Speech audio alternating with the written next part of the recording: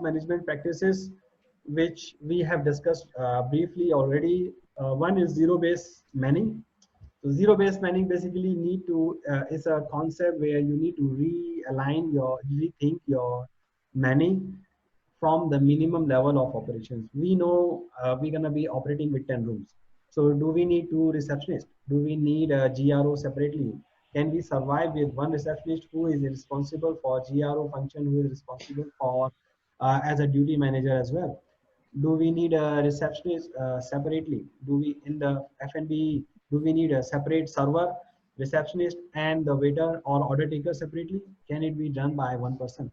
Depending on how many customers you are going to think you are going to serve. So you have to make different scenarios. You're going to serve 10 peoples, 20 peoples, 30 peoples. How many peoples you will really need based on the zero manning means no waste and no slack. So reassess the manpower, think about multitasking, think about automation, think about uh, touchpads where you can take the order on the screen directly and it goes to the kitchen and the kitchen is serving that equipment. Revise the brand's standard operating procedures. Then you also can think of pay cuts, deferment. If let's say the government is pushing now, a lot of hotels are pushing, are practicing anywhere between 30 to 50% pay cuts in the form of unpaid leaves. There is another way. If let's say you don't want to go by that, your principal does not allow you to deduct the salaries in this time, you can discuss them with the deferment. Okay, we don't deduct the salary, we don't pay you now, but we pay you later when our businesses are coming back. You can discuss on variable pays, let's say fixed pays at some level, and then the rest is based on the business volume. So the staff will also be interested to take care of the business. Think about energy. Apart from after labor, the biggest fixed cost in the hotel is energy. Your water, your electricity, your aircon, and out of the energy is also the mostly is aircon and your lightings. So you have to think about what is the energy saving. Advanced coating films to manage the internal temperature so that you can reduce on the aircons. So these might cost you some money, but it will save you in a longer term. So if you have access to the credit facility, you can get the business, you can get certain capex to be done in these areas. This is the right time to do it. Staggered use of equipment. So you can run there are certain countries where the electricity charge is based on the load you are using. So into even out the load, you can allocate the time. Okay, during 10 to 11, you then use laundry.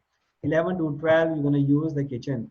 The rest of the things you will use the other equipment. So you have to even out the load. You can even go as drastic as use the laundry in the night only, because in the night usually the charges are very low. So you can use a lot of high consumption equipments used in the night. Outsource the laundry or kitchen equipments if you need to save on the electricity. You can do if you have multiple hotels, like we have multiple hotels, so we have synergized the in one location we have two hotels, so we are closing laundry kitchen in one hotel and we do run only in one hotel and serving both. So if we need bread, we don't need to cook in both the hotels. We cook in one hotel and supply to the other one. Laundry we share, housekeeping we share, finance office we share. So we save a lot of electricity and energy cost by synergizing the operations in a way. Supply chain to balance your stock and demand. Lot of electricity is consumed in chillers, freezers. So you need to talk to your supplier if you can, if it's possible, to take the things only on demand when you actually need them. Why you need to store and waste on the electricity? There may be failures in the kitchen, there may be failures in the freezer, so you may even spoil the items. Minimize the inventory levels so that you can save on electricity. Kitchen equipments, you can save on there are modern kitchen equipment which help you to save the electricity by being more efficient. It will help to save the labor costs as well. continue to reservice the equipments, your air cons, your lighting, change the, if you have not changed already to LED, you can change to LED. So there are various things where you can use to save the energy in a business. When we are talking about a lot of initiatives, we need to prioritize on what we are going to work. So ABC means I follow ABC system of doing the cost management, which means A being the long-term efforts but high impact items.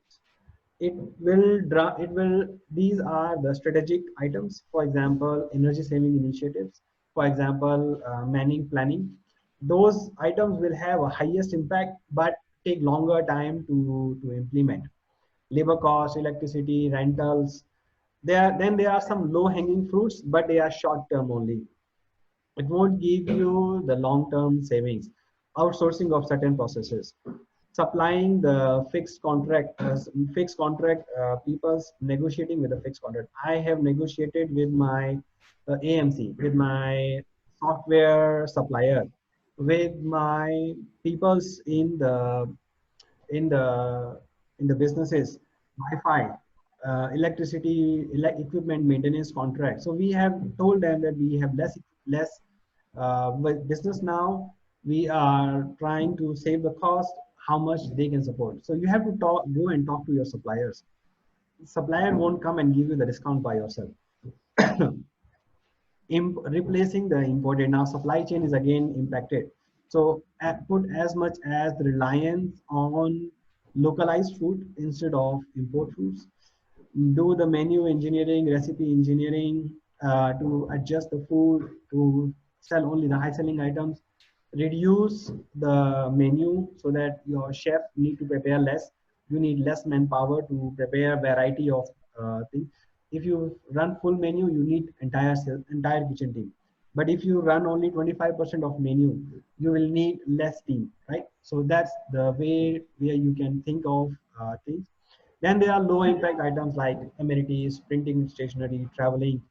Those are the minimal items. Though those items won't impact your cash flow in a big way, but will take your time to think of. So if once you have done these A and B, then only you should go to the C.